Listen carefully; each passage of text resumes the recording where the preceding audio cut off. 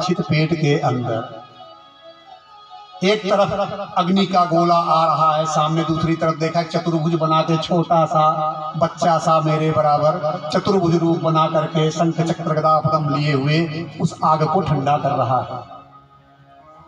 पहचान नहीं रहा है कौन है, लेकिन उसने देखा। धन्य है उत्तरा जिसके गर्भ में भक्त और भगवान एक साथ।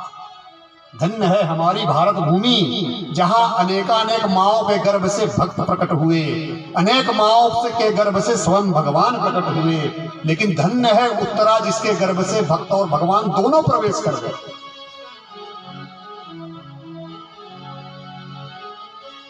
भक्त पहले से ही विराजमान है परीक्षित के रूप में और भगवान भी प्रवेश कर गए। उन्होंने उनकी रक्षा की, उसके बाद बाहर आ गए और उत्तरा को लगा कि अब हम ठीक हो गए हैं। पुनः कृष्ण जाने की तैयारी करने लगते हैं कि अब हम चलते हैं, अब कुछ तुमको समस्या नहीं होगी। ब्रह्मास्त्र को उन्होंने समाप्त कर दिया, वापस कर दिया, खंडित कर दिया। अब जाने के लिए जब तैयार होते हैं, फिर रथ के चढ़ने के लिए होते हैं, तो कुंती बुआ के पांव पकड़ लेती हैं, कहती हैं नमस्ते पुरुषम त्वाद्यमीश्वरम प्रकृते परम। तो बोली बुआ जी उल्टी गंगा काहे बहा रही हो आप? बुआ मैं भतीजा, प्रणाम मुझे करना चाहिए, उल्टा आप प्रणाम कर रही हैं, ये क्या है? बोले बहुत तुमने कर लिया ड्रामा, अब नहीं चलेगी तुम्हारी। तुम बुआ बुआ करके मुझको वात्सल्य में फंसा देते हो। तुम साक्षात परब्रह्म भगवान हो कि अवतार हो। अब बुआ के चक्कर में मैं तुमको जो है अपना प्रार्थना नहीं कर पा रही हूँ, वंदना नहीं कर पा रही हूँ, क्योंकि आज तुमने हमारे लिए जो किया है वो अपनी माँ के लिए तुमने नहीं किया है। तुम्हारी माँ कौन है? देवकी। पिता कौन है? वसुदेव।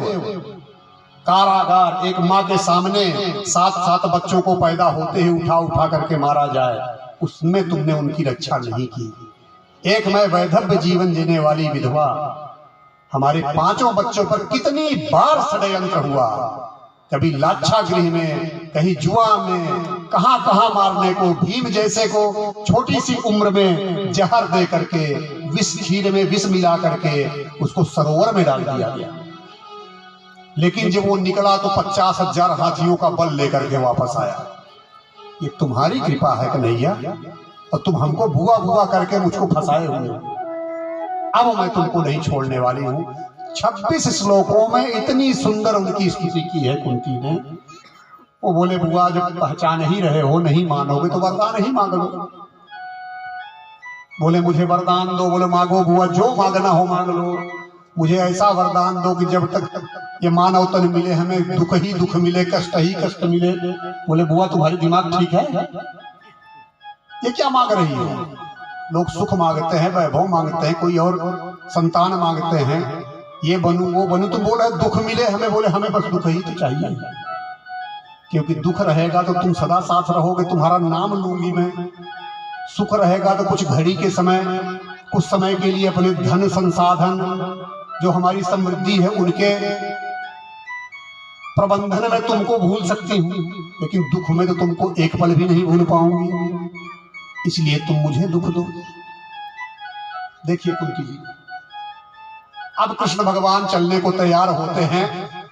2 लोगों का हो गया, उत्तरा का हो गया और कुंती बुआ का हो गया।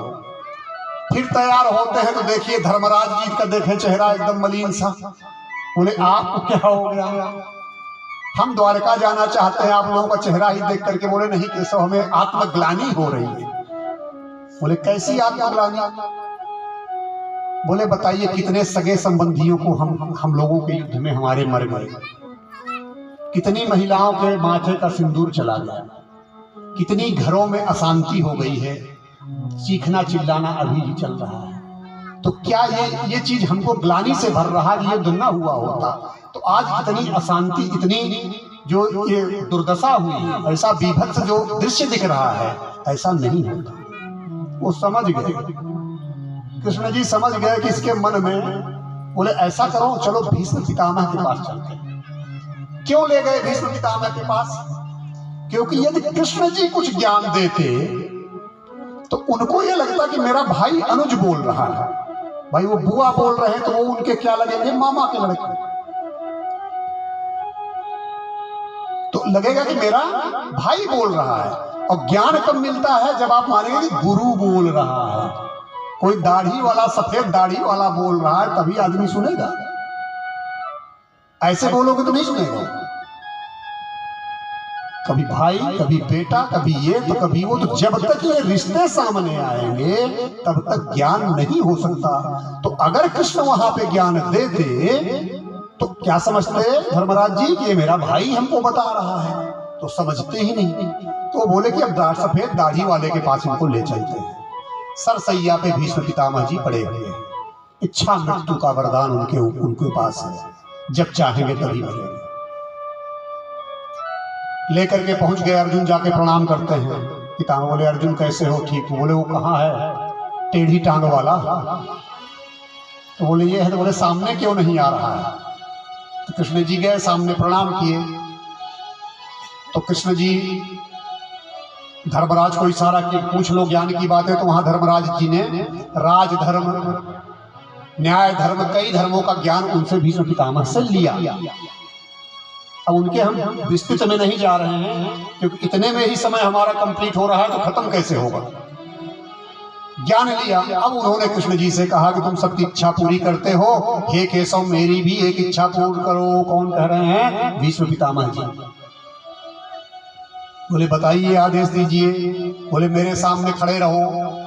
बोले कब तक? बोले जब तक हमारा प्राण न निकले। कृष्ण जी मन में सोचे कितने संबत तक ये खड़ा रखेंगे हमको,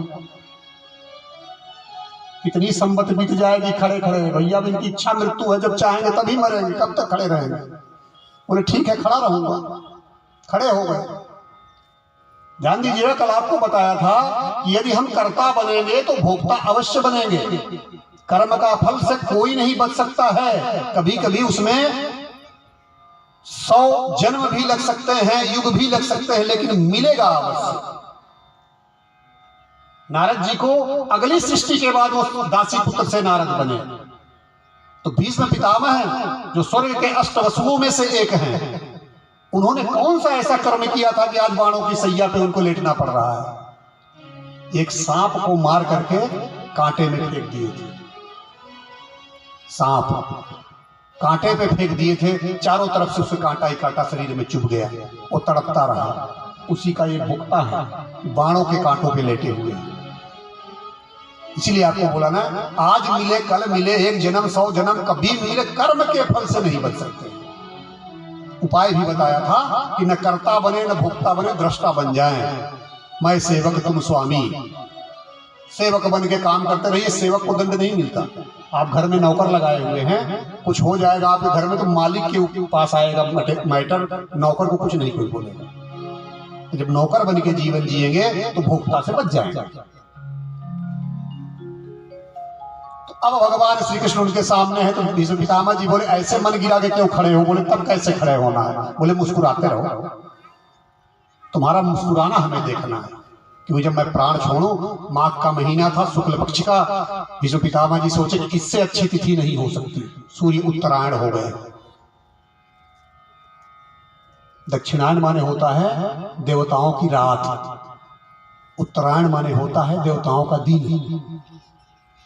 अब रात में अगर प्राण कोई छोड़ता है या छोड़ेगा तो जब दरवाजे स्वर्ग के बंद रहेगा तो घुसेंगे कैसे वो? और रात में हम लोग दरवाजे बंद करके ही तो सोते हैं। कोई तो अपने घर में ऐसा नहीं हो कि रात में सारे दरवाजे खोल के सो रहा है। रात में दरवाजे बंद, दिन में दरवाजे खुलते हैं। तो स्वर्ग के अष्टवसु हैं, इनको कहाँ जाना था स्वर्ग? तो ये बोले उत्तरायण में नहीं जाऊंगा, दरवाजा बंद रहेगा तो बाहर भटकूंगा क्या? दक्षिणायन में नहीं जाऊंगा। तो उत्तरायण की वो प्रतीक्षा कर रहे थे। तो उत्तरायण का एक अर्थ हुआ देवताओं का दिन। दूसरा अर्थ है उत्तरा के गर्भ की रक्षा करने वाला उत्तरायण। जिस भगवान ने उत्तरा के गर्भ में उसके बच्चे की रक्षा की है उसको कहते हैं उत्तरायण। तो जब हमारे सामने उत्तरायण रहेगा तभी शरीर को त्यागूंगा। अब कृष्ण जी सामने खड़े हैं, मंद मंद मुस्कुरा रहे हैं। तो भीष्म जी ने जो ज्ञान दिया था धर्मराज को, उसको कहा जाता है भीष्म गीता। अब भीष्म गीता के बाद अब उन्होंने शरीर को छोड़ा और भगवान श्री कृष्ण वापस अपने द्वारिका के लिए जाते हैं। और जब द्वारका जाते हैं तो उस साथ में लेकर के किसको जाते हैं? अर्जुन को लेके जाते हैं। 7 महीने तक अर्जुन नहीं आए। यहाँ अपशकुन होने लगे पांडवों को कि कुछ गड़बड़ है क्या, अपशकुन हो रहा है। कभी दीपक बुझ रहा है, कभी जो है प्रतिमाओं से रोने की, जैसा दिख रहा है जैसे प्रतिमाएं रो रही हैं, तो अपशकुन होने लगा। इनको चिंता होने लगी कि अर्जुन गया हुआ है, 7 महीने से वापस नहीं आए। ऐसा ये लोग चिंतन कर रहे थे। अचानक में अर्जुन आ जाते हैं। तो बोले अर्जुन तुम आ गए? बोले हाँ आ गए। देखें उनका भी चेहरा मलिन, रो रहे हैं। बोले क्यों रो रहे हो? उन्होंने सारा वृत्तांत बताया कि भगवान श्री कृष्ण इस धराधाम से जा चुके। अब पांडवों ने बोला कि जब कृष्ण कन्हैया नहीं रहे तो हम लोग क्या करेंगे। उन्होंने परीक्षित का जन्म हुआ, उन्हीं परीक्षित को राजा बना करके और वो भी वानप्रस्थ को चले गए। उसके पहले विदुर जी महाभारत के युद्ध के समय नहीं थे। वो कहाँ गए थे? हिमालय यात्रा पे चले गए थे। जब वो लौट करके आए तो देखे कि धृतराष्ट्र लोगों से मिले। भाई धृतराष्ट्र जी यहाँ रह रहे थे, पूछे हालचाल। बोले बहुत अच्छा है, बहुत सेवा ये लोग करते हैं, खाना पीना सब समय से, सारी व्यवस्था हमें को, पांडवों के बच्चे हमको किसी प्रकार से कमी नहीं रखते। सुबह सुबह आके दंडवत करेंगे, प्रणाम करेंगे। अरे बोले तुम कैसे इंसान हो, तुम्हारे चक्कर में इनको कितना कष्ट दिया और यहाँ ग्राम सिंह बन करके इनके उस पर टुकड़ों पे पल रहे हो। विदुर जी ने कहा, क्या शब्द प्रयोग किया? ग्राम सिंह। देखिए हमारी संस्कृत भाषा में कोई किसी को गाली दे भी तो वो भी पवित्र लगता है। यहाँ भाषाओं का देखिए, जब हम आप अपने आप को अच्छा दिखाएंगे, शादी का कार्ड, ब्याह का कार्ड छपा, शुद्ध भाषा लिखते हैं, शुद्ध हिंदी या संस्कृत। और जब किसी को गाली देंगे तो मुंह से अंग्रेजी जरूर निकलेगी। लड़ाई झगड़ा करना हो तो अंग्रेजी अपने आप आती है। अच्छा बोलना हो, प्रवचन करना हो, शास्त्रार्थ करना हो तो शुद्ध हिंदी या संस्कृत निकलती है। क्योंकि संस्कृत में गाली होती ही नहीं, होती है तो वो भी लगता है कि उच्च बात है। ग्राम सिंह, ग्राम सिंह माने होता है कुत्ता। ओ धृतराष्ट्र जी को कह रहे हैं क्या कुत्ते की तरह जीवन जी रहे हो, दूसरों के टुकड़े पे पल रहे हो। तो किसी को आप ग्राम सिंह कहेंगे तो समझेंगे, नहीं सोचेंगे मुझको गांव का शेर कह रहा है, ग्राम सिंह, मैं तो शेर हूं। ऐसी है हमारी प्यारी संस्कृति। तो बोले करें क्या विदुर, तुम ही बताओ। बोले चुपचाप हमारे साथ चलो हिमालय। तो विदुर जी उनको लेकर के चले गए। वहां उन्होंने अपना भगवान भक्ति करते करते उन लोगों का भी महाप्रयाण हुआ। इधर पांडव लोग देखने लगे कहाँ गए बड़े पिताजी, सुबह गए दंडवत करने तो है ही नहीं। पता लगा तो बोले विदुर जी लेके चले गए।